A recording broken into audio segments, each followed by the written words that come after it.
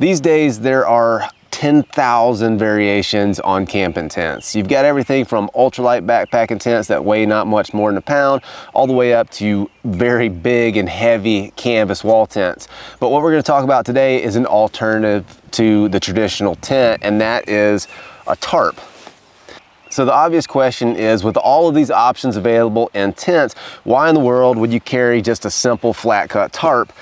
Well, 3 words: cost, packability, and versatility. We're going to talk about all 3 of these things, but I'm going to focus primarily on versatility because that's really what makes these things shine. Before this video is done, I'm going to show you a couple of my favorite ways to set these tarps up for a variety of conditions. But before we get into that, I want to talk about some of the reasons that you might choose a tarp, and we'll start with cost. To put things simply, a tarp is just generally much cheaper than a traditional tent of comparable quality. Now, I mentioned comparable quality because that's a very important thing to take into consideration, because of course you can get online and find a cheap tent, you know, the old canvas, not canvas, the polyester or nylon tents with fiberglass rods, and you know, the old Coleman style that we all had when we were kids. You can find one of those for maybe 50 bucks, while a good quality tarp might cost close to 200. But they're not even really comparable. The quality of the build, the materials, the attention to detail, they're not even in the same ballpark. Now, 200 bucks for a flat cut tarp might sound like a lot, and it is, but not to worry, there are much cheaper options available online, and some of them are actually pretty good quality, or you could just make your own. For instance, this one right here. I made this tarp probably close to 20 years ago, just with some polyester fabric that I found at the local craft store. I probably have, I don't know, maybe 20 bucks in material in this thing. It's a 12 by 12 tarp, and I've used this in the mountains for many, many years. In order to make something like this, you will need access to a sewing machine, unless you've just got a lot of time on your hands, because you're gonna have to hem all the edges and then sew on the guy out points and all that stuff. The guy out points on this polyester tarp that I made, I used just the sheathing off of paracord. I just took the internal cores out, flattened it out, and then put a stitch on the corners here. I really reinforced the corners on this because that's where the bulk of the stress is going to be on these tarps. And on this one, I even put on the corners, I even put pockets here so that I can throw rocks in here if I want to, just to help keep the corners down. I waterproof this thing with a product called Nick Wax, but there's dozens of different options available for waterproofing fabric out there. You just get online and kind of do some research and figure out something that's going to work best for you.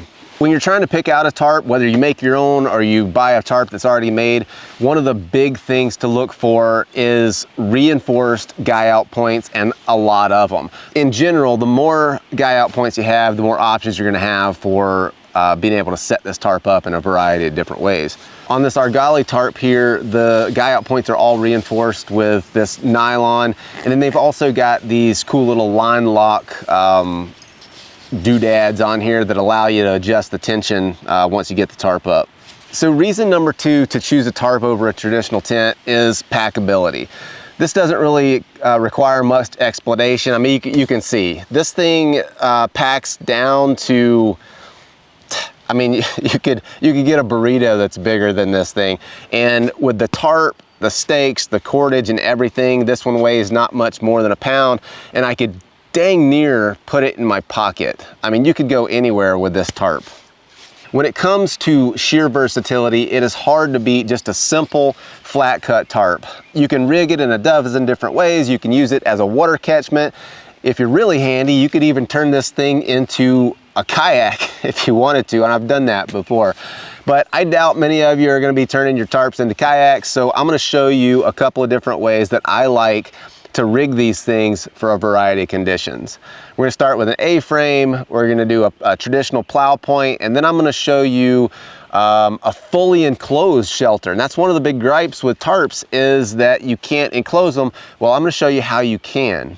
So if you're dealing with things like severe weather or insects, or if it just makes you feel safer to be enclosed in a tent, which is completely illogical, but it does. Liz likes to be in a closed tent because it makes her feel safe. I don't know.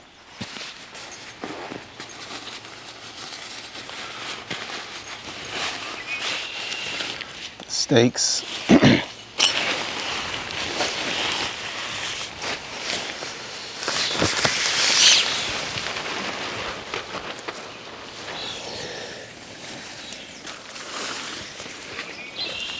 Just pitch this thing in a simple little A-frame to start with.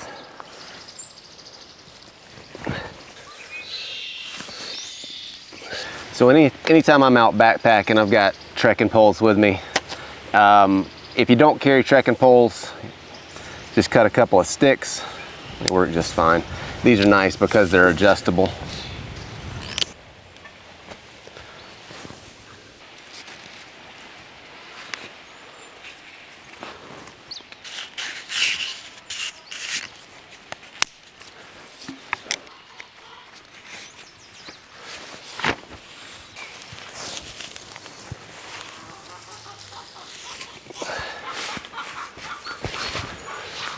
So pretty simple. Now, of course, you could make this shorter and wider, taller and narrower if you wanted to, and carry a few more stakes or cut some sticks, and you can use these guy out points along the side to stretch the sides out, make them a little tighter if you got some wind coming. Personally, I like an A-frame like this if I need to have a lot of airflow, if you're hot weather and you don't have to deal with bugs. It works great. You can get the sides up off of the ground like this, so you can get airflow up underneath there. There's a lot of space underneath this thing. You could easily sleep 2 guys in here with all your gear and keep it out of the rain or dew or whatever you're dealing with. If you didn't have the trekking poles, you could cut sticks, of course, or if you're in the forest, you could just string up, a ridge line and just toss it over a line like that. So for the plow point, I'm just gonna take one of the corners, stake it down. I'm gonna pull this all the way down so it's tight to the stake. Grab another one of the corners, do the same thing. I'm gonna stretch this edge fairly tight. Now this isn't a square cut tarp, this one's a little bit rectangle, so the plow point's gonna be a little bit off, but that's gonna be just fine.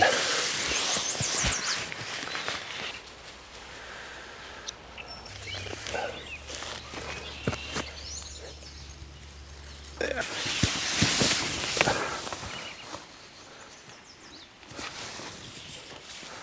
When I'm camping in the mountains, this is kind of my go-to shelter. There's a lot of room in here. Easily sleep 2 guys in here and throw your gear kind of back in the back here. The reason I like this one is in case I have weather move in, I set the plow point or the point that's down on the ground there into the direction of the prevailing wind or wherever I expect the weather to come from. And that way you're kind of sheltered. Now, of course, you could take these sides here and stake those down a little bit more. If you are expecting weather, just kind of stake those down tight to the ground. And I've camped in stuff like this in single digit temperatures in the winter in the mountains. I've been through snowstorms, rain, sleet, pretty much everything in a tarp plow point shelter like this, and remain completely dry and comfortable through all of that stuff. Take one of our extra stakes and cinch this side down here.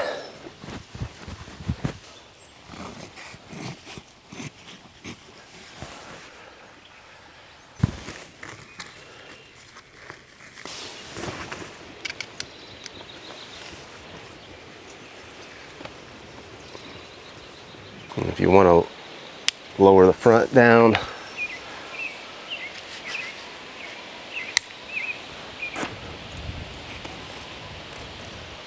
with these line locks, I do like to put a little bit of just a little half hitch around here with a slip knot, just to keep them 100% secure. If they, if you get a lot of wind, they start rattling around, they could come loosen up a little bit.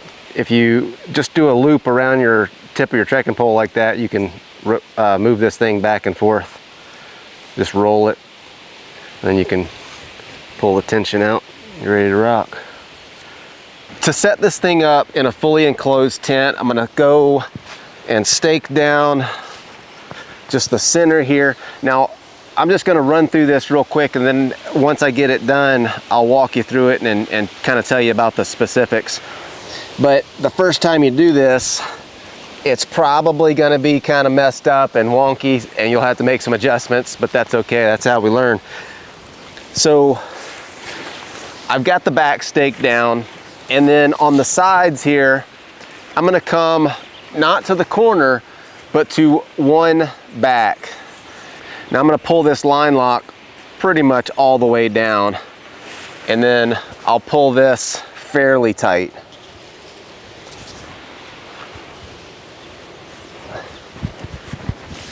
And we'll do the same thing on the other side. Not to the corner, but one back. Pull that line lock all the way down. Or if you're just using regular loop guy out points, just go right through the guy out point. Now this distance from here, from that corner to this corner, you might have to adjust a little bit. That looks about right to me. So what you want is when these things, you want these to cross a little bit. That might be a little narrow. We'll widen it up a little bit. That looks about right. That's crossing maybe 8 inches or a foot or so, and you can adjust this width here. This will make sense here in just a minute.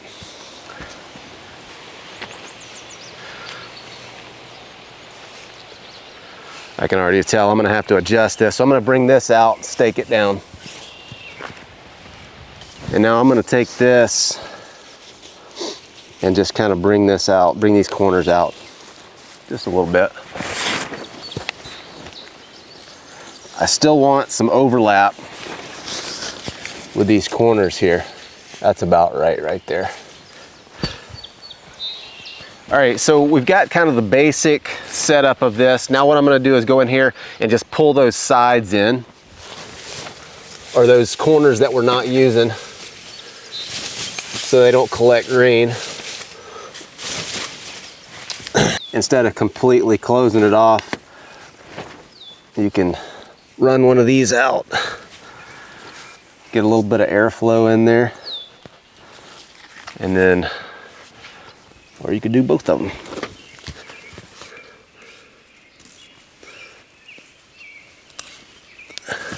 You can take your second trekking pole and just kind of put it in here, and if you put it over at an angle, it's out of your way, and it helps to hold the excess material for the tarp out of the way and keep everything tight. So this is more of a one-person deal. There's not a lot of room in here, but for one guy and some gear, there'd be plenty of room, or one guy and a dog and some gear. When you want to close this thing down, just take your stakes.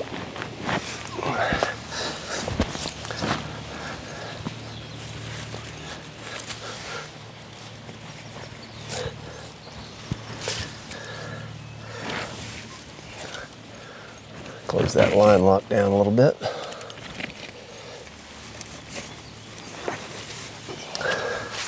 And now you got an enclosed shelter. Now, this thing isn't 100% sealed up like you know, a standard tent would be with a zipper and all that stuff. There is some small gaps right up here. There's a small gap right down here. So this type of an enclosed setup, I very rarely use. I'd say 90% of the time that I'm using a tarp, it's in some sort of an open setup, a plow point, or maybe just a simple lean-to. I will use this on occasion. I have used this on occasion if I'm having a lot of trouble with bugs.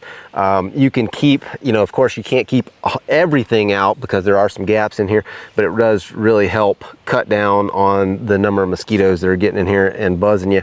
And if you do, if you are going to be camping in an area where there's a lot of mosquitoes or biting flies or whatever, if you take these edges here and treat those with permethrin, it really helps keep them out. They don't like getting on that material when it's treated like that. Yeah, if we don't catch any fish in the morning,